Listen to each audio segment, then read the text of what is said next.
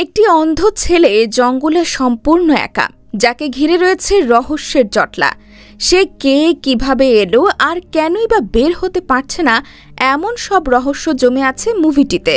আর রাত হলে সেই বাড়িতে যা হয় তা শুনলে আপনার হাড় হিম হয়ে যাবে।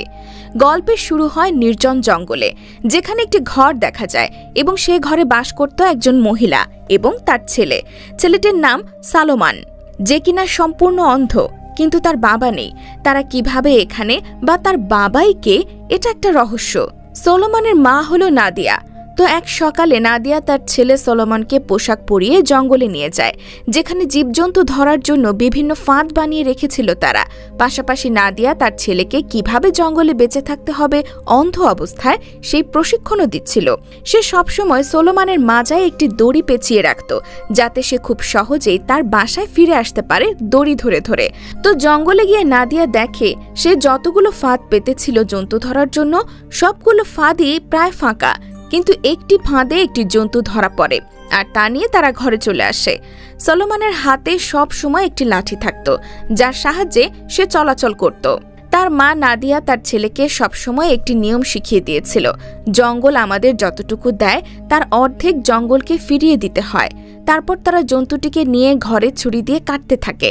নাদিয়া সলোমনকে ছুরি দিয়ে জন্তু কাটতে শেখাচ্ছিল, কিন্তু নিয়ম অনুযায়ী সলোমন প্রাণীটিকে ছুরি দিয়ে 2 ভাগে ভাগ করে। দেখা যায় তারা যা শিকার করেছে তার অর্ধেক তাদের খাবারের জন্য রেখে দেয় এবং অর্ধেক জঙ্গলে আবার ফিরিয়ে দিয়ে আসে। তাদের বাড়ির কিছু অংশ দূরেই একটি ঘন জঙ্গল ছিল, যেটাকে সলোমনের মা ঘন ডার্ক টেরিটরি বলতো।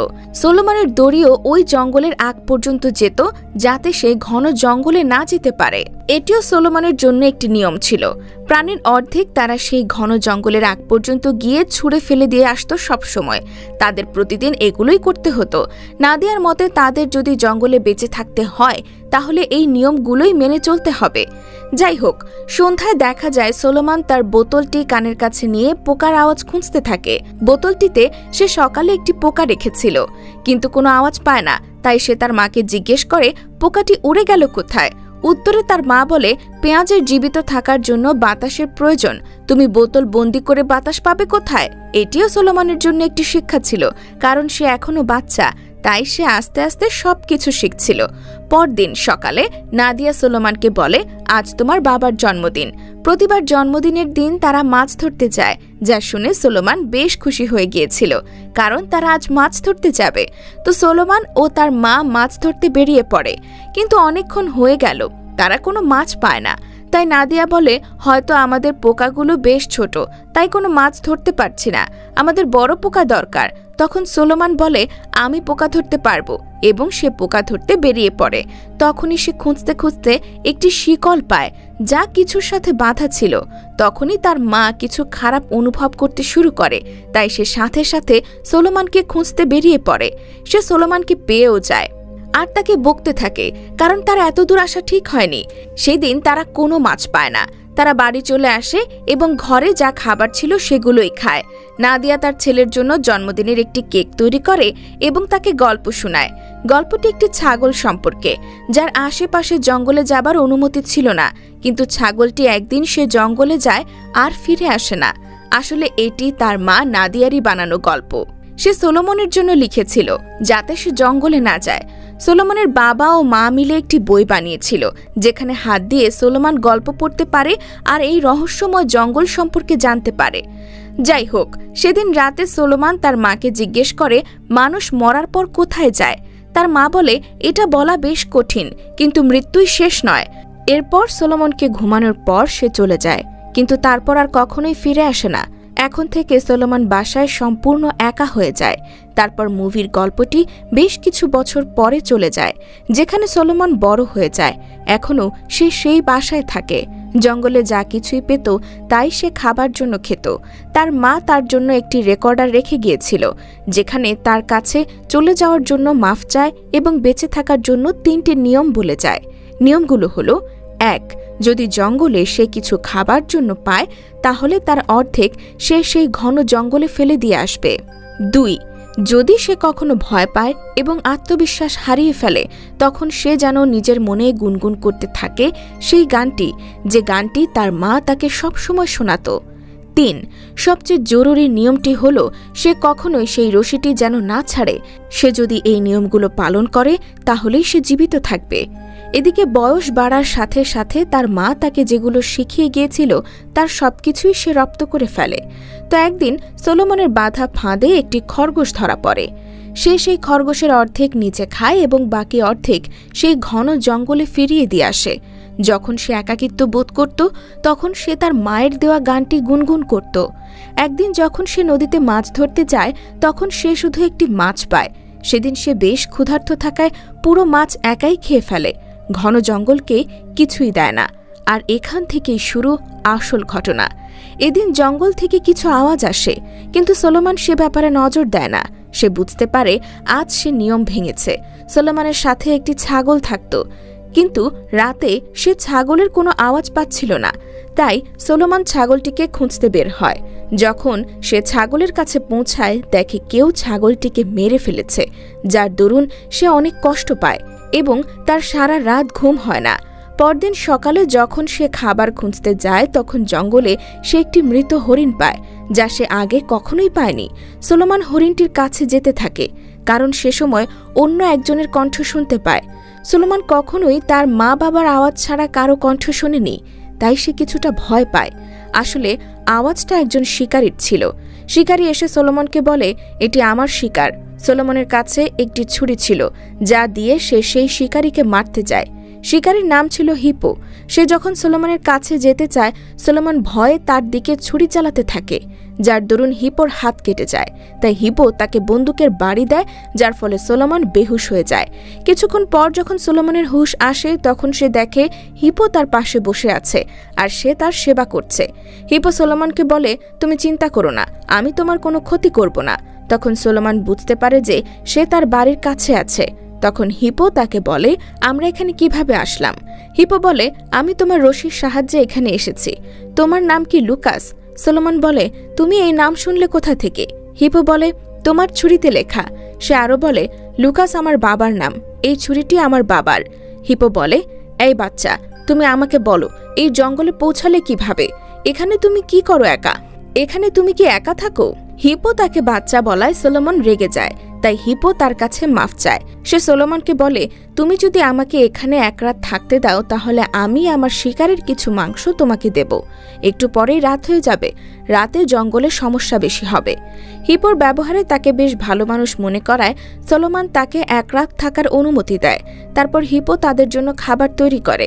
হিপো তার সম্পূর্ণ ঘর দেখে যে এত বড় জঙ্গলে একজন মানুষ কিভাবে একা থাকে। সে সেই বইটি পায় যা সলোমনের জন্য তার বাবা মা লিখেছিল। সলোমন যাতে টের না পায় তাই সে বইটি আবার যথাস্থানে রেখে দেয়। তারপর তারা একসাথে টেবিলে খেতে বসে পড়ে। সেখানে সলোমন হিপোর রান্নার বেশ প্রশংসা করে। তখন হিপো সলোমনকে বলে যে, তোমাকে আমি একটি সুরক্ষিত জায়গায় নিয়ে যেতে পারবো, এই জঙ্গলে তুমি আর থেকো না। তখন সলোমন বলে, আমি এখানে বেশ খুশি আছি। তখন হিপো তার বাবা মার সম্পর্কে জানতে চায়। সলোমন বলে, আমার বাবা মা চলে গেছে, আমি এখানে ভালো আছি, এটা তাদের বাড়ি। এরপর সলোমন হিপোকে বলে, আমি আমার রুমে গিয়ে শুয়ে পড়লাম, তুমিও তোমার রুমে শুয়ে পড়ো। কিন্তু সলোমনের ঘুম আসছিল না, কারণ তার ঘরে একজন অপরিচিত লোক ছিল। মাঝরাতে একটি বিকট আওয়াজে তাদের দুজনেরই ঘুম ভেঙে যায়। হিপো দ্রুতই একটি বন্দুক নেয় এবং সলোমনকে জিজ্ঞেস করে, তুমি কি জানো এই আওয়াজ কিসের? সলোমন বলে, আমি জানি না এটি কিসের আওয়াজ, আজকের আগে আমি কখনোই এই আওয়াজ শুনিনি। বন্দুক নিয়ে হিপো বাইরে সেই ঘন জঙ্গলের দিকে চলে যায় আর সলোমন ঘরে একাই রয়ে যায়।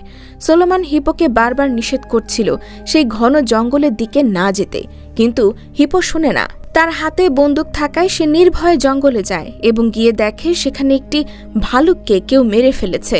সে ভাবতে থাকে যে এটা কি হতে পারে যা ভাল্লুকের থেকেও বেশ শক্তিশালী। তখনই সেই একই আওয়াজ আবার শুনতে পায় এবং আঁতকে ওঠে। তারপর সে বুঝতে পারে কিছু যেন তার পিছে পিছে তার দিকে আসছে। তাই সে দৌড়েই ঘরে চলে আসে। সলোমনকে জিজ্ঞেস করে, তুমি কি জানো এটা কি ছিল? কিন্তু সলোমন ভয় পেয়ে যায় খুব এবং কিছুই বলতে চায় না। পরের দিন সকালে হিপো আবার সলোমনকে জিজ্ঞেস করে, তুমি কি আসলেই জানো না এটা কি ছিল? উত্তরে সলোমন বলে, আমি জানি না এটা কি। হিপো বলে, আমি হরিণের মাংস নিরাপদ রাখতে চাই, কিন্তু সোলোমান বলে, আমি জানি না মাংস নিরাপদ রাখার নিয়ম। হিপো বলে, আমি জানি কিভাবে নিরাপদ থাকবে। হিপো বলে, আমার কিছু জিনিস দরকার, যার মধ্যে ছিল শিকল। সোলোমান বলে, আমি জানি কোথায় তুমি শিকল পাবে, কারণ ছোটবেলায় সে নদীর পাড়ে শিকল পেয়েছিল। সোলোমান সেই জায়গা চিনত। তারা দুজনেই নদীর পাড়ে চলে যায়, তারা সেই শিকলটি পেয়ে যায়। হিপো শিকলটি দেখে আসলে জানতে চায় এটি কোথায় বাঁধা, কিন্তু সোলোমনও তা জানে না। তারপর তারা শিকলের দিকে যেতে যেতে একটি গুহার কাছে পৌঁছে যায়, যেখানে লাইট মারতেই একটি পাখি তাকে ভয় পাইয়ে দেয়। তাই তাদের যতটুকু শিকলের প্রয়োজন ছিল তারা অতটুকু কেটে নিয়ে চলে আসে। হতে পারে সেই শিকল দিয়ে এই জন্তুটিকে বাঁধা হয়েছিল যেটি সেই ভাল্লুককে মেরেছে। সোলোমান মাংসের একটি টুকরো সেই ঘন জঙ্গলে ফেলে দিয়ে আসে। হিপো তখন তাকে জিজ্ঞেস করে, তুমি এটি কেন করলে? সোলোমান বলে, আমাকে এখানে বাঁচতে হলে আমাকে এটি করতে হবে। হিপো মনে করেছিল তার মা কালো জাদুকরে বিশ্বাস করত। হিপো বলে, আমার মনে হয় এটি একটি জন্তু, তুমি আমার সাহায্য করলে আমরা এটিকে শিকার করতে পারি, তারপর তোমার এগুলো করার প্রয়োজন পড়বে না। কিন্তু সোলোমন বলে, আমার রশি এর আগ পর্যন্ত আর যাবে না। তারপর হিপো সোলোমনের রশি বড় করে দেয় জোড়া দিয়ে। এতে তাদের মধ্যে ভালো বন্ধুত্ব হয়ে যায়। রশি বড় হওয়ায় সোলোমন যখন জঙ্গল থেকে বাহিরের দিকে চলে যায়, তখন তাকে কিছু একটা টেনে আবার সেই জঙ্গলের দিকেই নিয়ে যেতে থাকে। কিন্তু হিপো তাকে ধরে ফেলে এবং তারা দুজনে দৌড়ে বাসায় চলে আসে। তারপর সোলোমন বেশ ভয় পেয়ে যাওয়ায় হিপোকে বলে তার মার লেখা সেই বইটি তাকে পড়ে শোনাতে। সে সেই বইটি পড়ে এবং জানতে পারে জঙ্গলে একটি জন্তু আছে, যা হিপো সোলোমনকে বলে না। সেই দিন রাতে সোলোমন যখন ঘুমাচ্ছিল, তখন হিপো তার বন্দুক নিয়ে জঙ্গলে চলে যায়। সে গুহার কাছে পৌঁছায় এবং আরও ভিতরে চলে যায়। সোলোমন যখন এটা জানতে পারে হিপো সেখানে নেই, সে চলে গেছে, তখন সে তাকে খুঁজতে বেরিয়ে পড়ে। রশি তার মাজায় বাঁধা ছিল, কিন্তু সেটি বেশি দূর পর্যন্ত ছিল না, তাই সে রশি খুলে তাকে খুঁজতে যায়। এবার সে দ্বিতীয় নিয়মটিও ভেঙে ফেলে। সে জঙ্গলে কিছু দূর এগিয়ে যায়, তারপর সে সামনে হিপোর মৃতদেহ পায় এবং সেখানে বসে সে কান্না করতে থাকে। তারপর সে সেই আওয়াজটি আবার শুনতে পায়। আসলে এটা কোনো জন্তু ছিল না, ছিল তার মা, যা সে অন্ধ হওয়ায় বুঝতে পারছিল না, কারণ সোলোমনের মা সম্পূর্ণ রাক্ষসী হয়ে গিয়েছিল। সোলোমন তার তৃতীয় নিয়মটি মেনে যখন ভয় পেয়ে গিয়েছিল, তখন তার মার শিখিয়ে দেওয়া সেই গানটি গুনগুন করতে থাকে। এতে রাক্ষসী গানটি শুনে তার ছেলের কথা মনে পড়ে যায়। তার মা তার দিকে দৌড়ে জড়িয়ে ধরতে যায়, কিন্তু সোলোমন যেহেতু চোখে দেখে না, তাই সে তার কাছে থাকা ছুরি দিয়ে তার নিজের মাকেই মেরে ফেলে রাক্ষসী ভেবে। রাক্ষসটি মারা যাবার পরে সোলোমন আস্তে আস্তে চোখে দেখতে শুরু করে, আর এভাবেই মুভিটি শেষ হয়ে যায়।